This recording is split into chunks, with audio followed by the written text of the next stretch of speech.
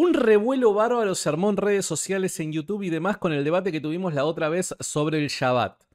Más de 2000 personas se conectaron en vivo en ese debate. Personalmente, para nuestro espacio fue un número muy importante. No recuerdo que haya habido gente, 2000 más de 2000 personas en un debate, al menos auspiciado por nosotros. No lo recuerdo, así que se armó un revuelo bárbaro. Eso no solamente quedó ahí. Finalizado el debate, siguió el revuelo por unas 48 horas, donde todo el mundo comentaba de esto, subía posteos, historias, esto que el otro y demás, ¿no? Como si fuese que de alguna manera la postura pro Shabbat hubiese salido victoriosa. Yo personalmente tengo que ser honesto, para mí no salió victoriosa. Pero bueno, nada, hay mucha gente que cree lo contrario y es válido, más que válido. La cuestión es de que un montón de gente me empezó a mojar la oreja, por así llamarlo, a decir, bueno, básicamente que tendría que empezar a guardar el Shabbat porque quedó demostrado que los cristianos deben guardar el Shabbat o al menos les beneficia hacerlo, cosas por el estilo, ¿no? La cuestión es que digo, bueno, ya que el tema continúa, me voy a permitir continuar con el desarrollo de mis ideas.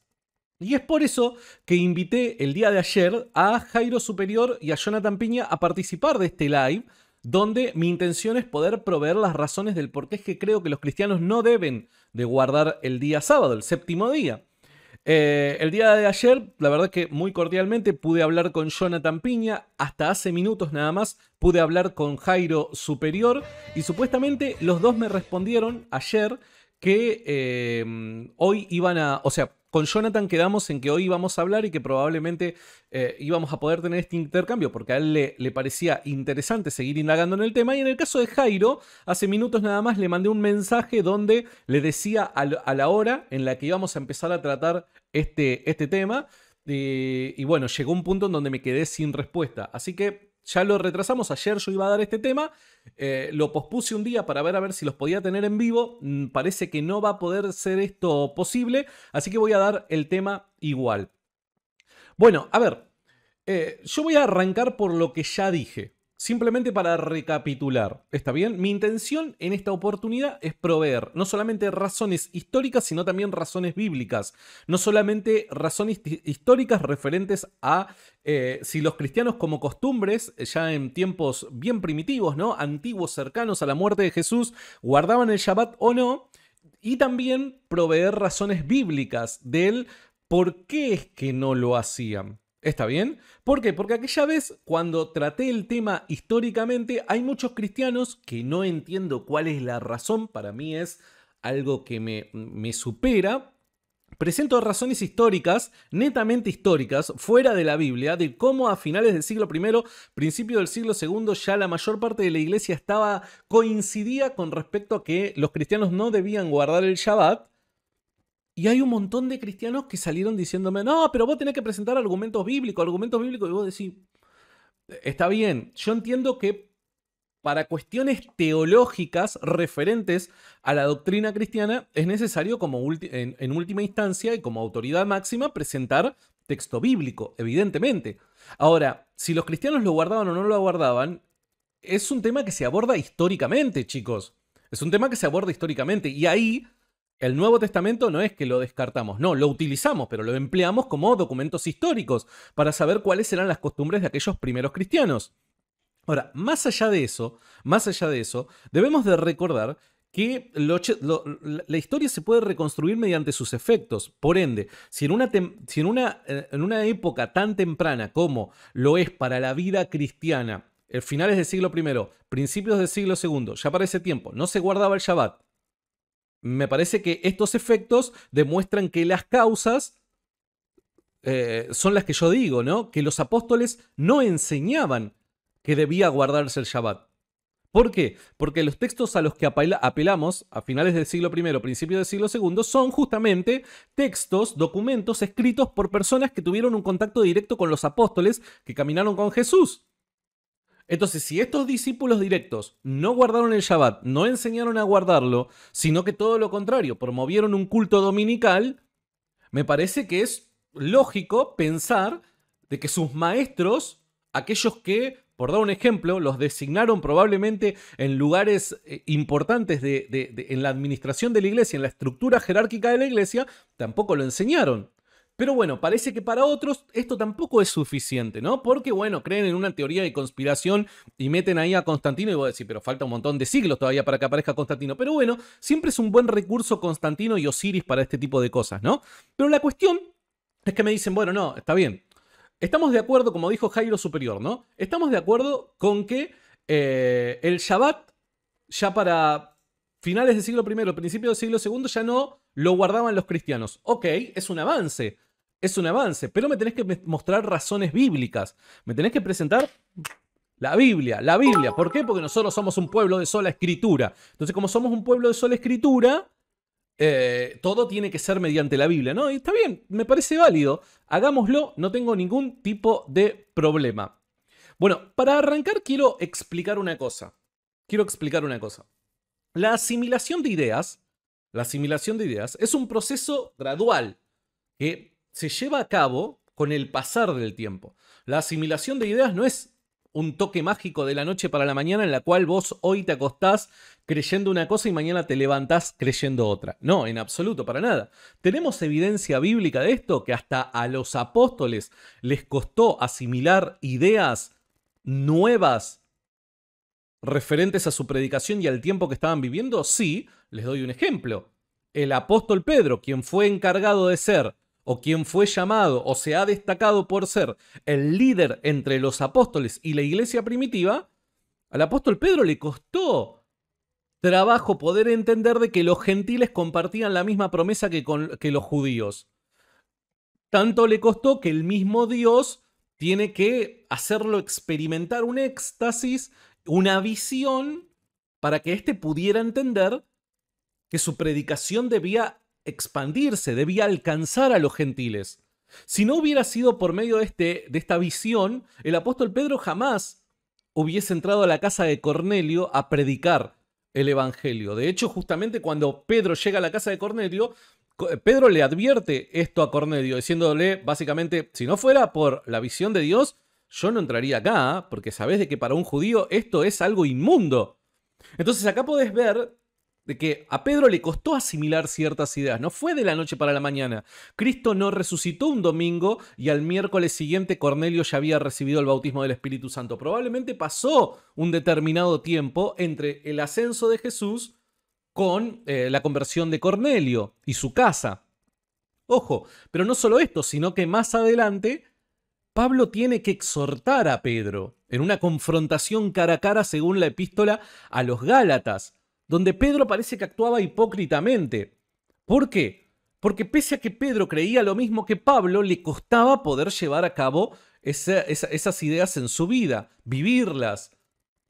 Entonces la asimilación de ideas y ponerlas por obra no es algo que se produce en la mente humana como un toque mágico, ¿no? Bueno, que apareció el Espíritu Santo y dice, a partir de ahora crees todas estas cosas y ¡plin! Y vos te encontrás con un nuevo conjunto de ideas que forman tu cosmovisión. En absoluto, para nada. Hay procesos, hay tiempos. Hay tiempos, evidentemente. Tiempos de aprendizaje, tiempos de asimilación, etcétera, etcétera.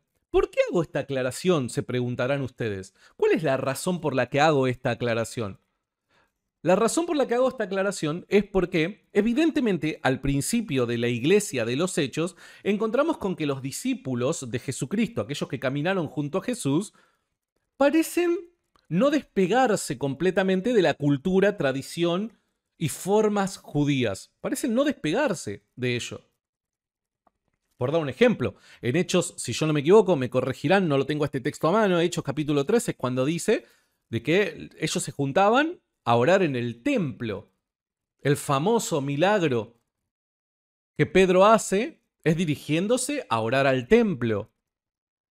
Entonces nosotros podemos ver que todavía las costumbres, cultura, tradición judía, en lo que respecta a su vida religiosa, todavía sigue impregnada en el corazón de estos apóstoles. ¿Por qué? Porque estos apóstoles eran judíos, habían sido criados en el judaísmo, habían crecido viviendo formas religiosas, incluyendo maneras de relacionarse con Dios y demás. De la noche para la mañana eso no se cambia. Entonces es evidente que al principio una iglesia conformada por judíos, donde sus líderes son judíos, iban a guardar costumbres, formas de la religión judía. Ahora la pregunta es, ¿qué pasa cuando el tiempo pasa? ¿Qué es lo que pasa cuando el tiempo pasa? Bueno, por dar un ejemplo, empezamos a ver con que hay una transición. Una transición por causa de las enseñanzas de los apóstoles.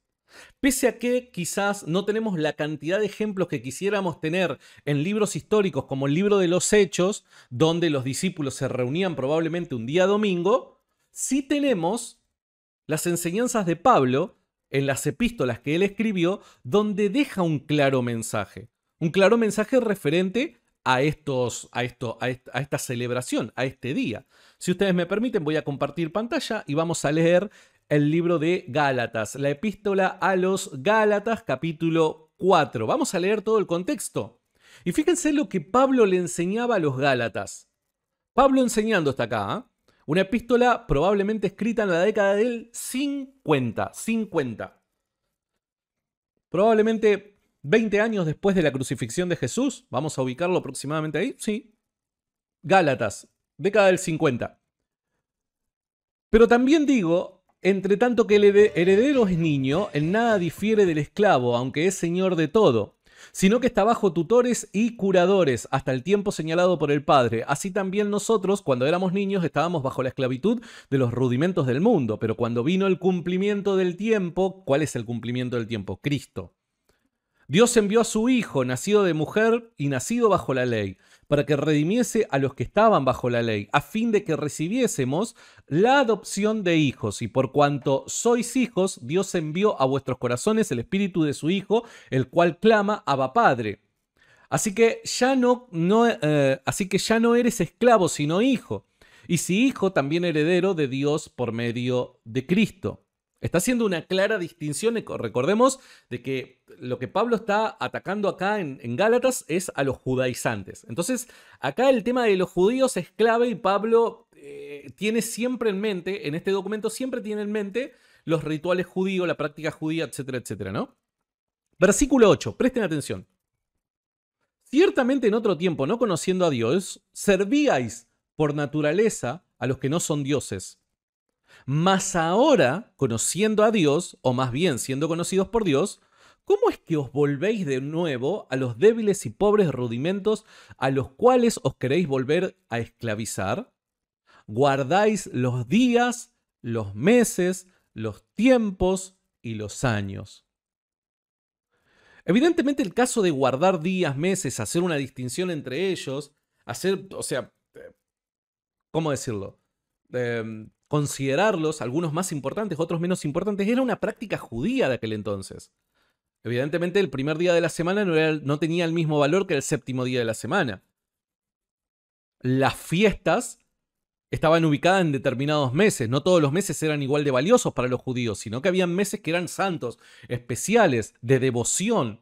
Habían años también, por dar un ejemplo, el año del jubileo. Cada 50 años, el año del jubileo no era como cualquier otro año. Evidentemente acá el contexto nos indica de que Pablo está haciéndose una pregunta, y esto es una pregunta retórica con la intención de que los gálatas pudiesen, recapacitar. ¿Cómo es que de vuelta van a volver al pasado? ¿A guardar días, meses, años? No. ¿Se entiende? Pablo estaba marcando un contraste. Pero recuerden de que, un solo texto de Pablo no es lo que vamos a presentar, sino que, gracias a Dios, contamos con una obra paulina, con un corpus paulino, que son diferentes epístolas en diferentes momentos que Pablo envió a diferentes comunidades por diferentes sucesos. Entonces, esto nos permite a nosotros reconstruir o tratar de reconstruir el pensamiento paulino con la esperanza de ser bastante acertados en esta tarea de reconstruir el pensamiento paulino, ¿no? Y aquí podemos ver otro texto bastante interesante.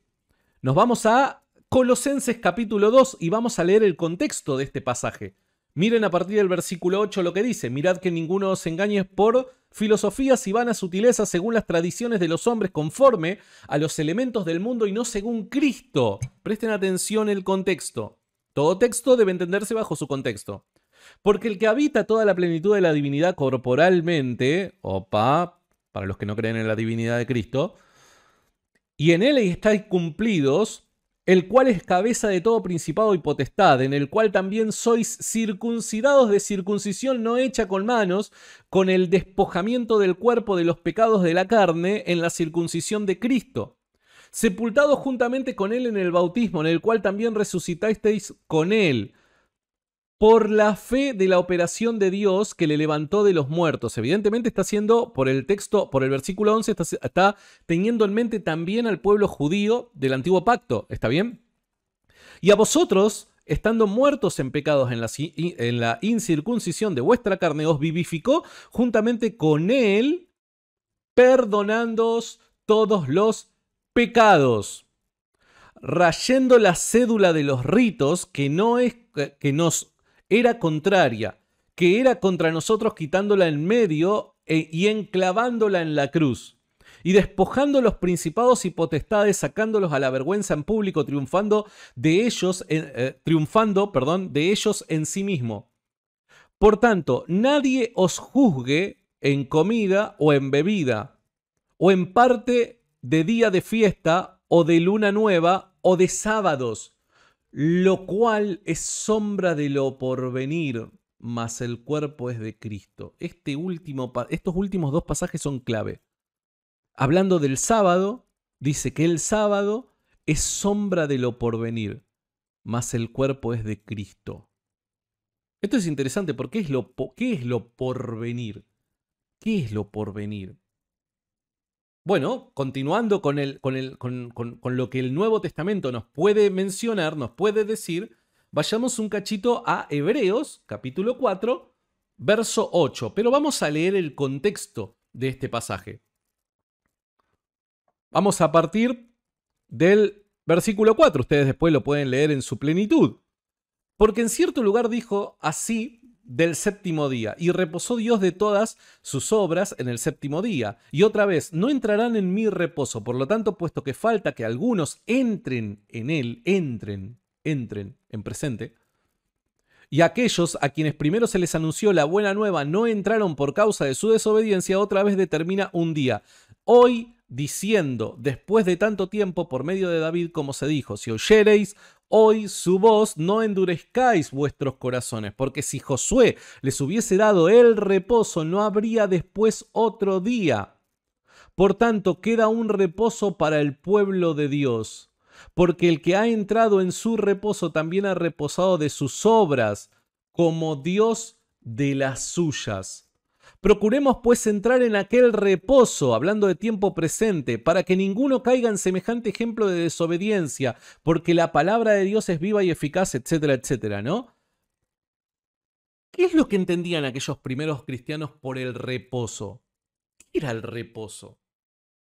En múltiples pasajes podemos encontrar las referencias que los primeros cristianos apóstoles, guiados por el Espíritu Santo, comisionados por el mismo Jesucristo, a una tarea apostólica de predicación y fundamentación de los principios cristianos, vemos que en múltiples ocasiones hacen referencia al reposo, el reposo de Dios. Y hacen referencia a este día de reposo particularmente. ¿Por qué? Porque el día de reposo en la ley, en el Antiguo Testamento, es una especie de arquetipo de una realidad espiritual que ha de cumplirse en la persona de Cristo. Es ese arquetipo de mensaje, de realidad que iba a de cumplirse en la persona de Cristo. ¿Y de dónde sacas esto para entenderlo de esta manera? Bueno, por dar un ejemplo, en las prácticas de los apóstoles, porque si esta enseñanza nosotros la vemos respaldada con la práctica de los apóstoles, nos vamos a dar cuenta que, bueno, en realidad esa idea de que los apóstoles guardaban el día de reposo y así lo enseñaron es un tanto falsa. Y les explico por qué. Por dar un ejemplo, vayamos al libro de los Hechos. Hechos capítulo 13, versículo 14. Vamos a ver las múltiples referencias al día de reposo que hay en el libro de los Hechos. Porque recuerden, el libro de los Hechos narra la historia de los primeros apóstoles y luego particularmente la de Pablo. Y hay muchos discursos en el libro de los Hechos, ya sean de los diferentes apóstoles o del apóstol Pablo, donde evidentemente se transmite doctrina. Vamos a ver las múltiples referencias que hay en el libro de los Hechos con respecto al sábado, al Shabbat, al día de reposo. Por dar un ejemplo, Hechos capítulo 13, a partir del versículo 14. Dice, leo: ellos pasando de Perge llegaron a Antioquía de Pisidia y entraron en la sinagoga un día de reposo, Shabbat, y se sentaron. Cuando salieron ellos de la sinagoga de los judíos, los gentiles les rogaron que del siguiente día de reposo, Shabbat, les hablasen de estas cosas. Y despedida la congregación, perdón, este es otro pasaje. Este es otro pasaje. ¿Qué es lo que está pasando acá? Lo que pasa es que Pablo estaba llevando junto a sus acompañantes una tarea evangelística, misionera. Ellos estaban predicando por primera vez a mucha gente de diferentes ciudades el evangelio de Cristo. Entonces no es que ellos guardaran el día de reposo, sino que ellos aprovechaban el día de reposo para predicar el evangelio por causa de la cultura de aquel entonces. ¿Cuándo es que las personas llegadas a las ideas judías del pacto mosaico se reunían para discutir las verdades de Dios y su voluntad, ¿no? ¿Cuándo es que lo hacían? Los días de reposo, en el Shabbat se reunían. Entonces Pablo iba a las sinagogas, se reunía con esta gente para hablar del evangelio, para predicarles y demás, un Shabbat, evidentemente. ¿Por qué? Porque era el único día donde esta gente se reunía con el deseo de poder discutir, reflexionar, pensar sobre Dios y su voluntad para con su pueblo. Es esa la razón por la cual Pablo constantemente aparece en Shabbat predicando, en Shabbat reunido. Porque primero, Pablo tenía por costumbre primero predicarle siempre a los judíos y luego a los gentiles. Pero evidentemente había gentiles que encontraban en el judaísmo un sentido, una razón de ser. Y por eso es que se reunían también el Shabbat, porque las sinagogas justamente hacían esto. Abrían sus puertas los Shabbat para llevar a cabo sus actividades. Entonces esa es la razón por la cual Pablo se reunía en Shabbat. Por dar un ejemplo, otro texto, Hechos capítulo 13, versículo 43. Presten atención lo que dice. Dice, y despedida la congregación, muchos de los judíos y de los prosélitos piadosos siguieron a Pablo y a Bernabé, quienes hablándoles les persuadían que perseverasen en la gracia de Dios. En el versículo siguiente dice, el siguiente día de reposo, Shabbat, se juntó casi toda una ciudad para oír la palabra de Dios. ¿Ven? El Shabbat aparece no como que los cristianos lo guardaban, sino como un método evangelístico que Pablo utilizaba, entendiendo de que ese día particularmente es el día en donde las multitudes se reunían para oír la palabra de Dios, y es ahí en donde Pablo les predicaba el evangelio de Cristo. No solamente esos textos tenemos, vayamos a Hechos capítulo 15, versículo 21, porque Moisés desde los tiempos antiguos tiene en cada ciudad quien lo predique en las sinagogas, donde es leído cada día de reposo. Nuevamente, Shabbat. Hechos 16:13. Y un día de reposo, Shabbat, salimos fuera de la puerta, junto al río, donde solía hacerse la oración. Sentándonos, hablamos a las mujeres que se habían reunido. ¿Por qué lo hicieron un Shabbat? Porque era el día donde esta gente estaba predispuesta a reflexionar, discutir, pensar lo referente a Dios y su voluntad. Hechos capítulo 18, versículo 1. Después de estas cosas, Pablo salió de Atenas y fue a Corinto y halló a un judío llamado Aquila, natural del Ponto, recién venido de Italia, con Priscila, su mujer, por cuanto Claudio les había mandado a todos los judíos que saliesen de Roma. Fue a ellos. Hechos capítulo 18, versículo 3 sigue y dice, y como era del mismo oficio se quedó con ellos y trabajaban juntos, pues el oficio de ellos era hacer tiendas, y discutían las sinagogas todos los días de reposo, Shabbat, y persuadía a los judíos y a los griegos. Y cuando Silas y Timoteo, vinieron a Macedonia, Pablo estaba entregado por entero a la predicación de la palabra, testificando a los judíos que Jesús era el Cristo. ¿Ven cómo en las múltiples referencias de Pablo con el Shabbat aparece un indicativo que es clave poder entenderlo? Y es que Pablo estaba comisionado a predicar evangelísticamente a todos aquellos primeros judíos que habían recibido el primer pacto por medio de Moisés y luego los gentiles. ¿Dónde y cuándo los iba a encontrar a todos reunidos con esa predisposición de poder reflexionar acerca de las verdades de Dios si no fuera en Shabbat? ¿Dónde y cuándo? Evidentemente no había otro momento. Pero ahora sí tenemos una referencia de la reunión en la iglesia. Guarda, porque sí hay una referencia de la misma. Y les voy a mostrar dónde queda. Vamos a Hechos, capítulo 20, versículo 7. Si ustedes me permiten, voy a compartir pantalla para que puedan ver esto que les quiero mostrar. Un segundo nada más, ¿eh? Ahí está. Hacemos la transición y aquí podrán ver una Biblia, un software bastante interesante. Se llama Eastward. Seguramente muchos de ustedes lo tendrán, ¿no es cierto? Fíjense lo que dice Hechos capítulo 20, versículo 7. Vamos a leerlo. El primer día de la semana, ya no es Shabbat, es el primer día de la semana. Reunidos los discípulos para partir el pan, Pablo les enseñaba habiendo de salir al día siguiente y alargó su discurso hasta la medianoche. ¿Quiénes se habían reunido acá? ¿Los judíos que querían oír la palabra de Dios como en todos los textos que hemos visto hasta el momento? No, acá la circunstancia cambia. Pablo ya no está evangelizando. Pablo ahora está enseñando, dando directivas de cómo manejar a la iglesia. Por eso es que dice, presten atención, el primer día de la semana, reunidos los discípulos, ya no más los judíos, ya no más los gentiles, sino ahora es los discípulos. Porque evidentemente ahora está haciendo una referencia a la iglesia. Ahora, ¿cómo sabemos de que eso es una correcta traducción? El primer día de la semana, un domingo, ya no más Shabbat. Shabbat era el séptimo día. Primer día de la semana es el domingo, el día siguiente al Shabbat. ¿Cómo lo sabemos? Bueno, si nosotros vamos a la interlineal, acá podrán ver el mismo texto de...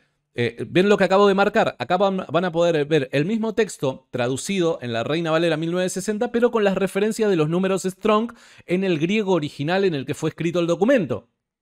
Y acá nos podemos empezar palabra por palabra a ver qué es lo que dice en el documento original escrito en griego. Por dar un ejemplo, como podrán ver en la parte derecha, si yo toco el número G3588, me aparece en la parte derecha de la pantalla el número G3588, que es una palabra en griego. Y esta es la palabra jo. ¿Está bien? Si seguimos, vamos a tratar de reconstruir esta oración. Dice jo, heis, jo, sabatón. Jo-heis, jo-sabatón. Este heis que aparece aquí, este heis, no aparece cuando se hace referencias a los sábados. Este heis es una clara referencia al primer día de la semana, el día que le sigue al sábado. Entonces, evidentemente acá el texto está bien traducido. El primer día de la semana podríamos traducirlo como el domingo. El domingo fue el día en el que Pablo se reunió con los discípulos. Pero ¿cómo sabes eso? Bueno, vamos a dar un ejemplo. Vayámonos a Mateo capítulo 28. ¿Qué les parece si vamos a Mateo capítulo 28? Vamos a leer qué es lo que dice en el español, Reina Valera 1960. Mateo capítulo 28, versículo 1. Pasado el día de reposo, al día siguiente, al día de reposo, ¿cuándo se pasan los días? Al anochecer. ¿Está bien? Al anochecer. Aproximadamente 6 de la tarde de cada día finaliza un día con el atardecer y con el anochecer arranca el día siguiente. ¿Se entiende? Entonces, pasado el día de reposo, pasado el Shabbat, domingo, al amanecer del primer día de la semana, parece que Mateo hubiera intuido que 2000 años después todavía estaríamos discutiendo estas cosas, entonces no te dice solamente pasado el día de reposo o no te dice solamente el primer día de semana, sino para que te quedes completamente seguro de la referencia a la que está haciendo, te dice pasado el día de reposo, el primer día de la semana, para que no te queden dudas, o sea, avivate, despertate, es el día siguiente al día de reposo, es el domingo básicamente. Vinieron María Magdalena a ver el sepulcro. Está hablando de la resurrección de Jesús, ¿no? ¿Cuándo estas mujeres tienen un encuentro con Cristo resucitado? Domingo, el primer día de la semana. Ahora, ¿qué pasa si vamos al interlineal griego nuevamente, utilizando las referencias de los números Strong? ¿Qué pasa cuando vemos los números Strong en la oración el primer día de la semana? Nuevamente, seleccionamos acá y, oh, casualidad, aparece nuevamente el término Heis. Heis, Sabatón. Y yo les puedo asegurar de que por acá tiene que aparecer un Joheis, ¿no? Al amanecer del Eis, Heis. Y por acá tendría que aparecer, bueno, más atrás tiene que aparecer un Joheis. Bueno, por acá tiene que estar. No importa, el Jo total no... Acá está el Jo, yo sabía que estaba el Jo. Lo importante es lo que dice acá, el primer día de la semana, y es ese término Heis, la clave es el Heis. ¿Por qué, dirán ustedes? ¿Por qué ese es el problema, Santiago? Vos me estás confundiendo, dirá algún despistado del otro lado. Ok, ¿qué te parece si vemos las referencias en el libro de los Hechos del día de reposo? ¿Qué te parece si vemos la referencia del día de reposo? Vamos a Hechos capítulo 13, versículo 14. Hechos capítulo 13, y perdón por marear tanto, pero me parece que es necesario. Hechos capítulo 13, versículo 14. ¿Qué es lo que nos encontramos acá? Presten atención, paso de vuelta a pantalla. Miren, nos encontramos con este pasaje. Ellos pasando de Perge llegaron a Antioquía de Pisidia y entraron en la sinagoga un día de reposo y se sentaron. Este es el pasaje que leímos. Aquí dice claramente día de reposo. Indiscutiblemente, esto es Shabbat. ¿Está bien? Esto es Shabbat. Vamos a ver qué es lo que dice el interlineal. A ver si nos encontramos el famoso Joheis. ¿Qué les parece? Y entraron, vamos a ver desde el entraron. G1525.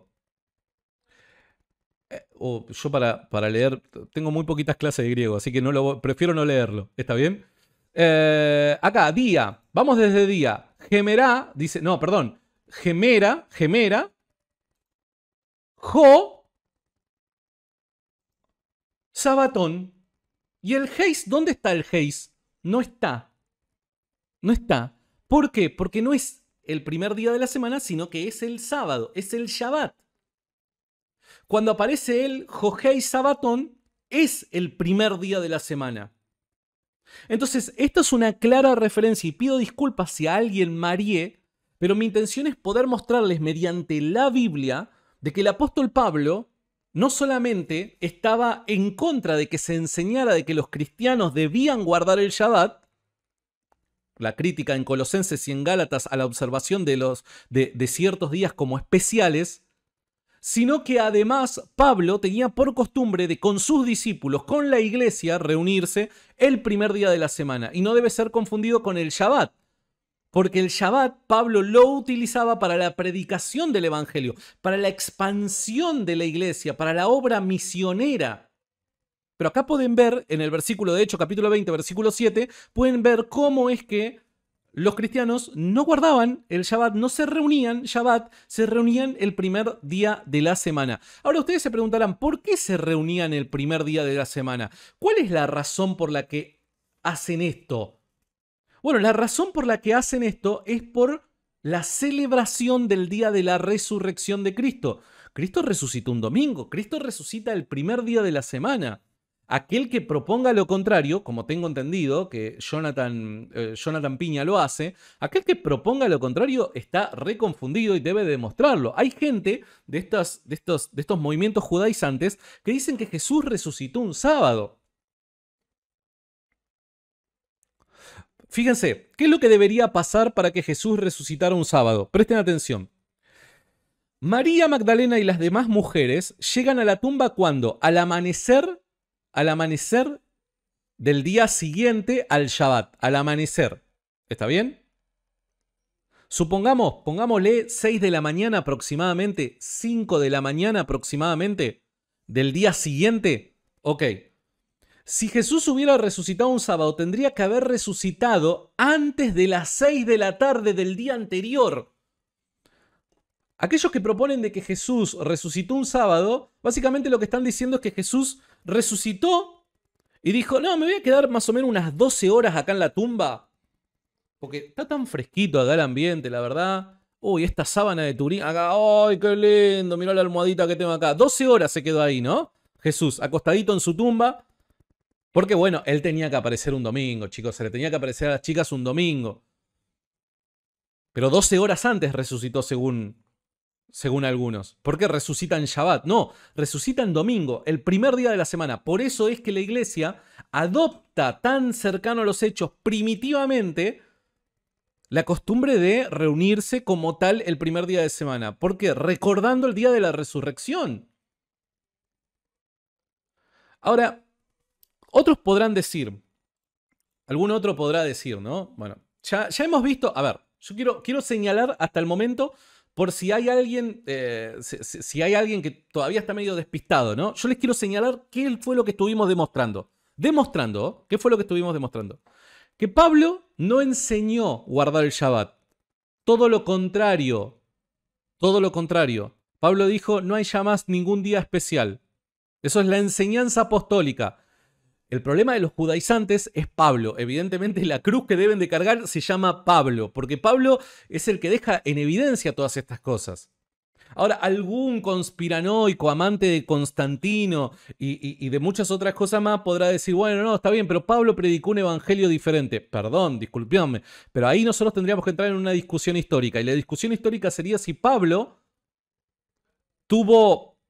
creó lazos de amistad con los discípulos de Jesús, con Pedro, Santiago y Juan. ¿Pablo conocía a Pedro y a Santiago y a Juan? Sí, históricamente se lo puede demostrar a eso. ¿Hay razones para creer de que ellos crearon lazos de amistad y predicaron el mismo evangelio? Sí, pero ahí ya es una discusión histórica, ¿eh? Así que aquel que apunte a que Pablo predicó un evangelio distinto, guarda, porque esa afirmación hay que demostrarla. ¿Está bien? Pablo evidentemente creó lazos de amistad. Pablo en la epístola de los Gálatas, si yo no me equivoco, mirá qué oportuno, mirá cómo hace las cosas Dios, que es tan oportuno. Justo ahora tengo acá la Eastword abierta, así que voy a intentar demostrar lo que estoy diciendo. Denme un segundo. Miren esto. Esto que les voy a mostrar, chicos, es wonderful. Wonderful. Para aquellos que dicen, no, Pablo predicó un evangelio distinto, Pablo creó una iglesia romana y todas esas cosas, ¿no? Y demás, ¿no? Vamos un cachito a la epístola a los Gálatas. Epístola a los Gálatas, capítulo 1, versículo 18. ¿Qué es lo que dice, muchachos? Dice, después, pasado 3 años, subí a Jerusalén para ver a Pedro y permanecí con él 15 días, dice Pablo. Y ustedes dirán, bueno, está bien, a ver. ¿Qué es lo que fue a hacer? ¿Fue a tomar unos mates? ¿Fue a charlar acerca de lo bien que juega el River de Gallardo? ¿Qué fue a hacer Pablo con Pedro? Bueno, nuevamente, si nos vamos al interlineal griego y utilizamos la referencia de los números Strong, veamos la palabra ver. ¿Ven acá este ver que aparece acá, que es visitar? Algunas versiones lo traducen como visitar. Es el número Strong 2477, que si lo selecciono me aparece esto que podrán ver a mi derecha. G2477, y es la palabra historeo. Historeo. ¿Qué quiere decir historeo, chicos? De la palabra griega historeo es lo que hoy nosotros conocemos como historia. Hacer historia. Historia. Historio, historia. Visitar para información. Entrevistarse. ¿Cuál es la razón por la cual Pablo fue a visitar a Pedro? Según Gálatas capítulo 1, versículo 28, en el puño y letra del mismo Pablo. Fue por una entrevista referente a hechos históricos. Fue a hacer una averiguación histórica. Pablo se junta con Pedro para llevar a cabo una averiguación histórica. ¿Averiguación histórica con respecto a qué? ¿Cómo era la niñez del apóstol Pedro? ¿Si el apóstol Juan tuvo muchas novias cuando era pequeño? No, muchachos. ¿Cuál sería la única razón por la que una persona recién convertida, fariseo hasta la muela como el apóstol Pablo se entrevistaría con alguien que fue conocido en aquel entonces como el líder de la iglesia primitiva? Jesús. La entrevista histórica trató el tema de Jesús. No solamente su vida. Pablo no tenía ganas de saber a qué hora se levantaba Jesús o cuál era su comida preferida. ¿Cuál era la razón por la que una persona comisionada por el mismo Jesucristo a predicar a todas las naciones y presentarse delante de todos los reyes de la tierra tendría para entrevistarse con Pedro? Cuestiones doctrinales. Punto. ¿Cuál fue la enseñanza de Jesús? ¿Cuál fue la enseñanza de Jesús? Y después tenemos al mismo tipo, a Pablo, aquel que se entrevista con Pedro para averiguar cuál fue la enseñanza de Jesús, diciendo en Gálatas, Colosenses y también en Romanos, un texto que no leí, que ahora pretendo leerlo, diciendo, ya no hay días especiales, chicos, ya está, no hay días especiales. Apuntando al sábado.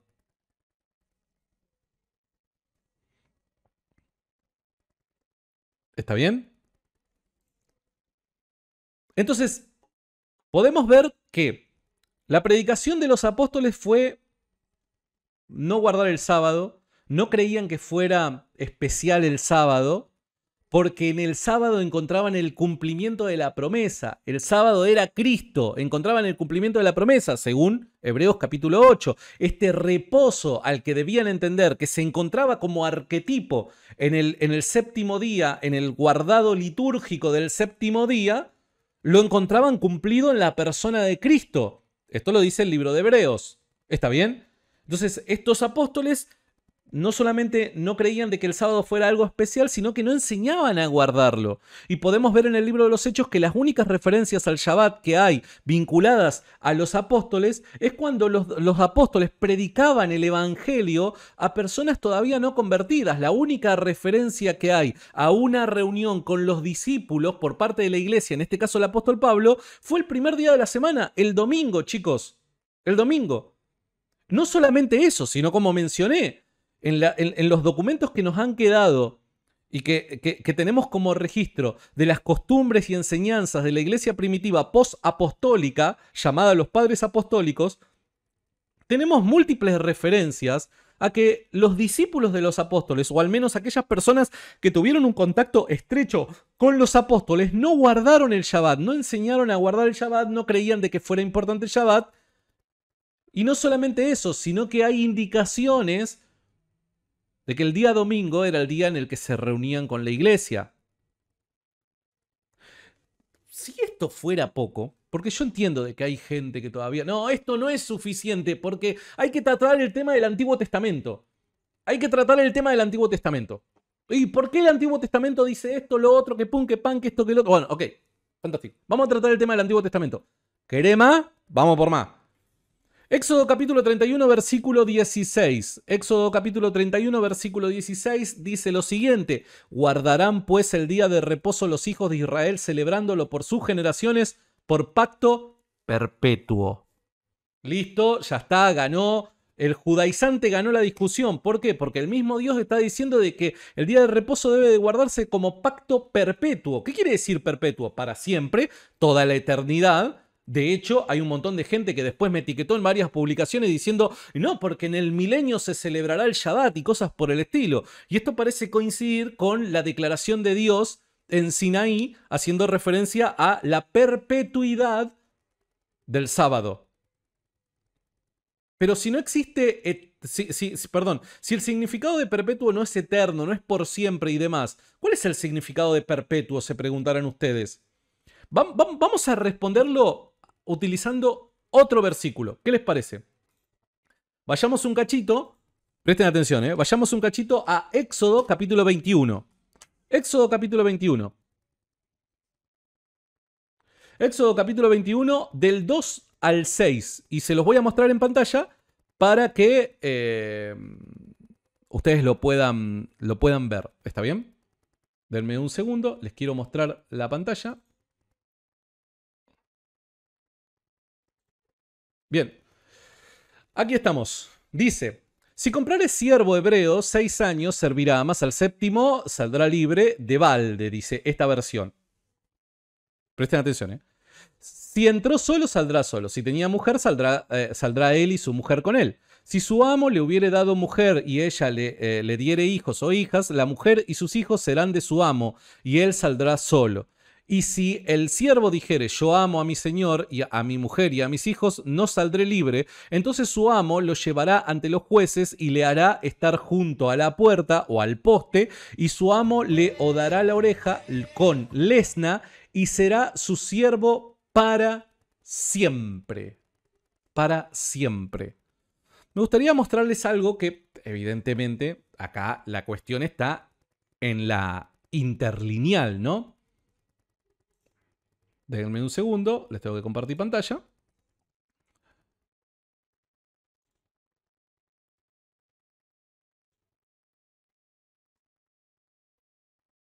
Denme un segundo, ¿oh? Que les comparto ya pantalla.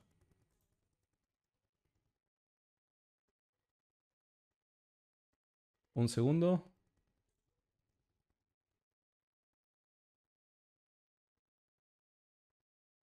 Bien. Estaba chequeando de que esté todo bien.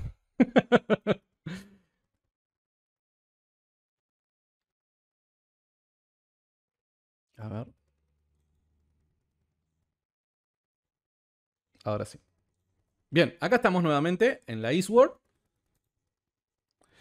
Habíamos dicho que este texto era el 21.26, ¿no es cierto? O 21, no, 21.6, 21.6, perdón, 21.6. Dice acá, entonces su amo lo llevará ante los jueces y le hará sentar junto a la puerta o al poste, y su amo le odará la oreja con lesna y será su siervo para siempre. Pero cuando utilizamos acá el interlineal griego, hebreo en este caso, también con referencias número strong, este para siempre es el número H5769.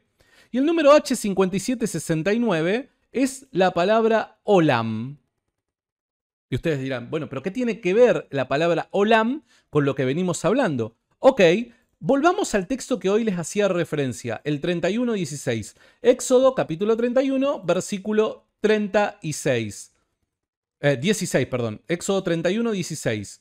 Volvemos a ese pasaje, fíjense. Guardarán pues el día de reposo los hijos de Israel, celebrándolo por sus generaciones por pacto perpetuo. Pero cuando aplicamos el número strong, la referencia a perpetuo es la misma, la palabra olam, 57 de 69. Entonces, ya sea para siempre o perpetuo, es exactamente el mismo término que utilizó el autor del libro de Éxodo. Es una referencia a algo perpetuo.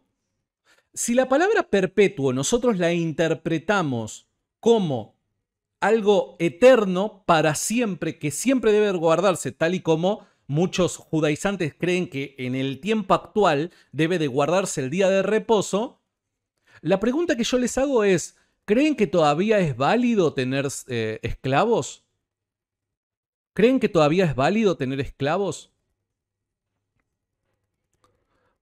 Porque si el texto que utilizan es estas referencias donde dice pacto perpetuo, ok, también ese pacto perpetuo o esa perpetuidad también hace referencia a otras cosas que hoy creo que estamos de acuerdo con que era para otro tiempo, ya no es aplicable en la actualidad. Tener esclavos, me parece a mí, que ya no es aplicable hoy en día. ¿O sí? Aquí nosotros podemos ver un ejemplo donde no perpetuo no quiere decir para siempre de forma literal. No quiere decir eso. ¿Un ejemplo no te es suficiente? ¿Querés dos? Vamos al segundo. Porque puede ser de que haya gente que todavía... No, pero un ejemplo a mí no me es suficiente. Quiero dos. Ok, vamos a Éxodo capítulo 27, versículo 20. Éxodo capítulo 27, versículo 20. Creo que... no me están viendo la pantalla. Ahí la van a poder ver. Éxodo capítulo 27, versículo 20. Nos vamos para acá. Vamos a leer el 20 y el 21. ¿Qué es lo que dice? Y mandarás a los hijos de Israel que traigan aceite puro de olivas machacadas para el alumbrado para hacer continuamente las lámparas, para hacer arder, perdón, continuamente las lámparas. En el tabernáculo de reunión, afuera del velo que está delante del testimonio, las pondrás en orden Aarón y sus hijos para que ardan delante de Jehová desde la tarde hasta la mañana como estatuto perpetuo de los hijos de Israel por sus generaciones. Estatuto perpetuo nuevamente. Pero pará. Capaz que este perpetuo es otra cosa. Vayamos a la referencia Strong. A ver, perpetuo. Acá está, estatuto perpetuo. ¿Cuál es el número? Es el número H2708. Perdón, a ver. Acá, no, perdón. Es el número 5769. Estaba señalando mal. Es el número 5769. Y nuevamente nos encontramos con la palabra Olam. La misma utilizada en el Shabbat y con los esclavos. Mi pregunta es la siguiente. ¿Ustedes creen de que esta lámpara debería de seguir encendida?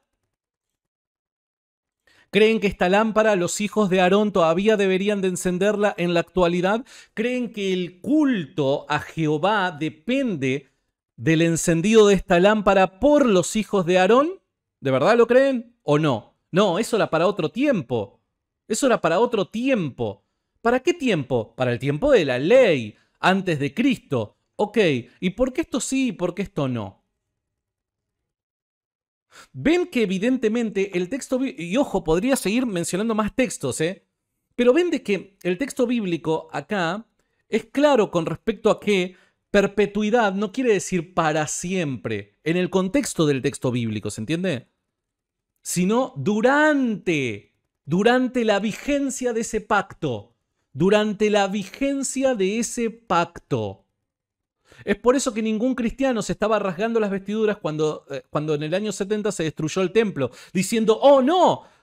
¿Y ahora cómo hacemos para que de manera perpetua los hijos de Aarón enciendan esas lámparas para poder ejercer un culto correcto a Jehová? ¿Cómo vamos a hacer? Nadie, no encontrás a nadie rasgándose las vestiduras. De hecho, era lo que esperaban que sucediera. ¿Por qué? Porque por medio de la muerte y resurrección de Cristo se había abierto camino a un nuevo pacto.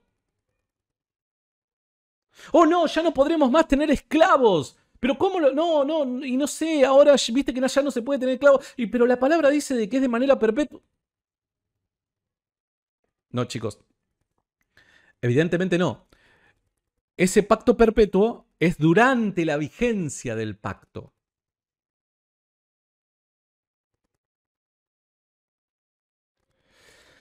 Alguno yo sé que podrá hacer referencia a Mateo. Mateo capítulo 5, versículo 17. No, pero el Señor guardó el Shabbat.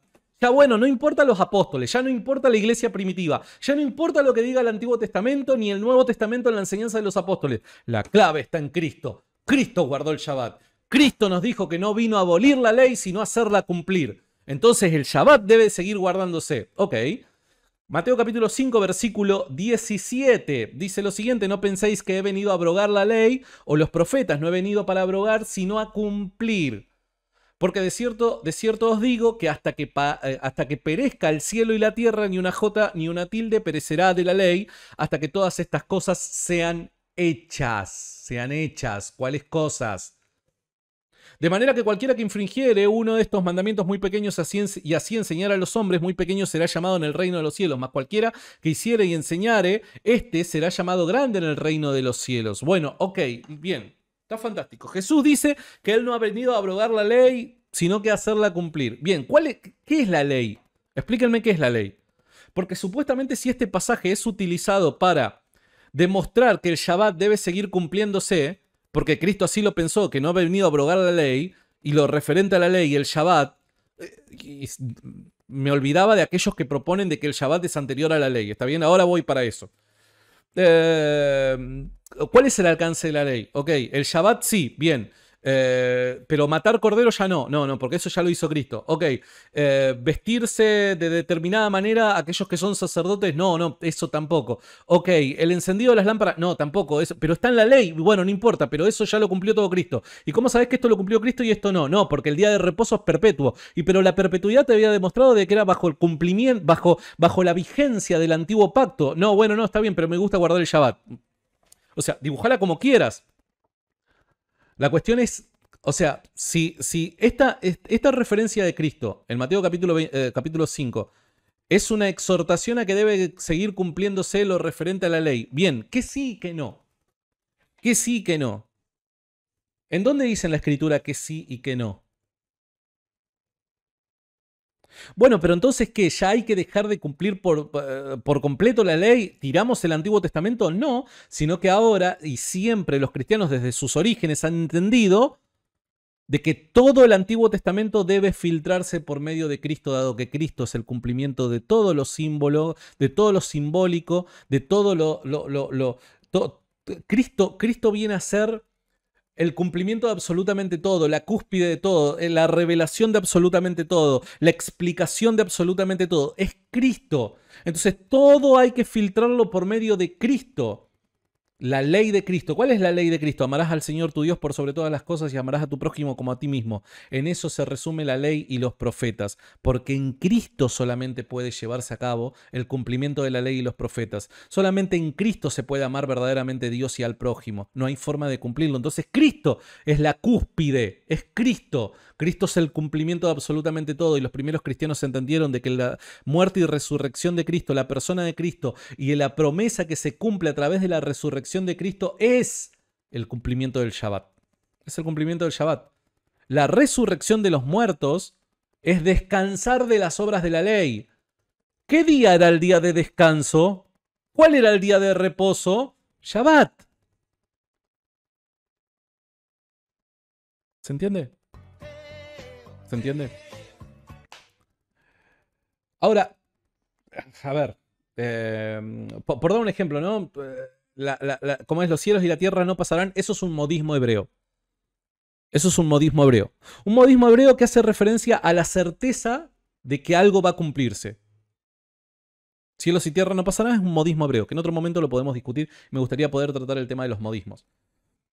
Ahora, hay otro grupo de gente que dice, bueno, no, pero el Shabbat es previo a la institución del pacto de Sinaí, ¿no? Es previo a eso, es anterior a eso. Sí, es anterior a eso, es cierto, parece ser que los antiguos patriarcas cumplieron cosas referentes al pacto traído por Moisés, evidentemente. ¿Y eso qué quiere decir? ¿Y eso? ¿Que todo lo antiguo a la ley es hacia donde Dios desea conducirnos? ¿Qué tiene que ver de que esto sea antiguo al hecho histórico de Sinaí? ¿Qué es lo que tiene que ver? Nada, no tiene absolutamente nada que ver. ¿Por qué? Porque lo sucedido en Sinaí viene a ser una referencia histórica a un determinado pacto que Dios establece con el ser humano. Pero esta referencia histórica, este título que viene a ser el pacto de Sinaí, el título, puede abarcar también lo previo a ello. Puede tranquilamente abarcar lo previo a ello. ¿Por qué? Porque el título, el pacto de Sinaí, fue utilizado con el objetivo de hacer mención al origen del pueblo hebreo como tal, a la institución del pueblo hebreo como tal, en donde Dios los adopta como su pueblo y empiezan a ser una nación que desea alcanzar las promesas dadas a Abraham, su padre.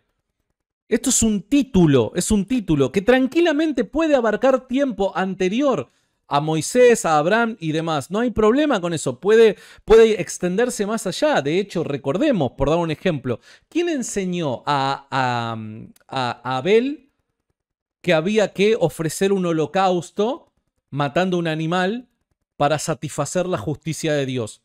¿Quién le enseñó esto? Si todavía el pacto de Moisés no se había manifestado. ¿Quién le enseña? Bueno, evidentemente la única explicación que podemos llegar a inferir es que el mismo Dios le ordenó ciertas o le transmitió ciertas indicaciones para poder relacionarse los hombres con Dios de manera sana. Hasta el cumplimiento de Cristo, que se encuentra profetizado justamente en Génesis capítulo 3, ¿no? ¿Y cuál es el meollo aquí? ¿Cuál es la cuestión? Bueno, de que, más allá de todo, por dar un ejemplo, no representa ningún tipo de problema de que el Shabbat aparezca previo a Sinaí, dado que también previo a Sinaí habían sacrificios, holocaustos de animales, y estos también fueron cumplidos en Cristo.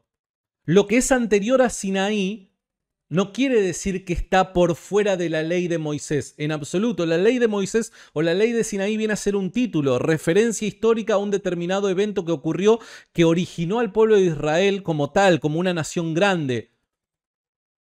Pero todas estas prácticas son parte de la ley, que se ven cumplidas en la persona de Cristo. Si no, los holocaustos deberían La seguir. ley no tiene el propósito de salvarnos, sino ser nuestro ayo espejo para ir a Cristo. Totalmente, totalmente, como dice Jack Dunn, totalmente. Pensá lo siguiente, si porque Shabbat es anterior a Sinaí, Shabbat no queda abolido en Cristo, tampoco los holocaustos deberían quedar abolidos en Cristo, dado que hay holocaustos a Dios, hay ofrendas a Dios antes de Sinaí. Y mismo así Cristo también cumple estas. Entonces no hay ningún tipo de problema con eso, en absoluto, para nada.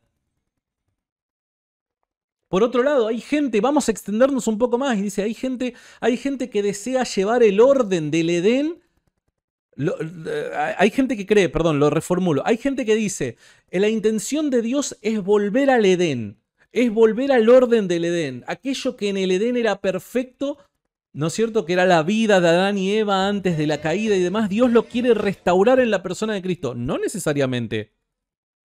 No. ¿Cómo que no? ¿Cómo que Dios no quiere volver al Edén? No. Dios quiere llevar en el cumplimiento de los tiempos, en la resurrección de los muertos, quiere llevar a algo todavía mayor que el Edén. ¿Cómo sabes esto? Bueno, por dar un ejemplo, en el Edén, Dios manda a que los seres humanos se reproduzcan. Pero Jesús dice que en la resurrección no habrá tal cosa como tomar a alguien como esposo, como esposa, ni nada por el estilo, sino que seremos como los ángeles de los cielos.